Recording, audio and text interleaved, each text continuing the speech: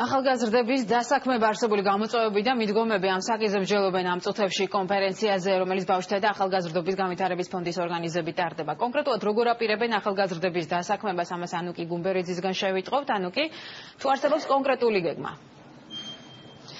ნინო, კონკრეტული სამოქმედო გეგმა, რომელიც ახალგაზრდების დასაქმებაზე იქნება ორიენტირებული, სწორედ დღეს გაიწერება. კონფერენციის მონაწილეები ახლა იმ გამოწვევებსა და პრობლემებზე მსჯელობენ, რომლის წინაშეც ახალგაზრდა თაობა დგას.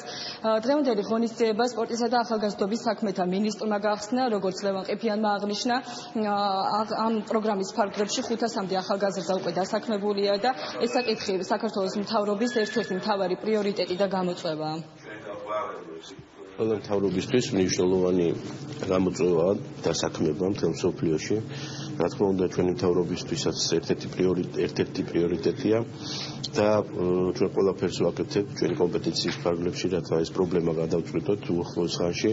ჩვენ აქტიურად დავიწყეთ მუშაობას სხვადასხვა არასამთავრობო ორგანიზაციასთან. ფონდი არის ერთადერთი სახელმწიფო ორგანიზაცია, რომელიც გასცემს სახელმწიფო სუბსიდიას ახალგაზრდა არასამთავრობო ორგანიზაციებზე და დღეს ჩვენ დავიწყეთ მუშაობა ფონდის ინსტიტუციონალური განვითარების გეგმაზე, რომელიც მომავალში რეალურად შეიქმნას ის პირობები, რომელიც უზრუნველყოფს თუნდაც ახალგაზრდების დასაქმებას, რაც გაცხადებულია სახელმწიფო ახალგაზრდული პოლიტიკის დოკუმენტში და რეალურად ჩვენ ვაცნობიერებთ, რომ აუცილებელია ქვეყანაში დაიწყოს სტრუქტურული რეფორმები, რომელიც რაც შეიძლება მეტ ახალგაზრდას დაასაქმებს.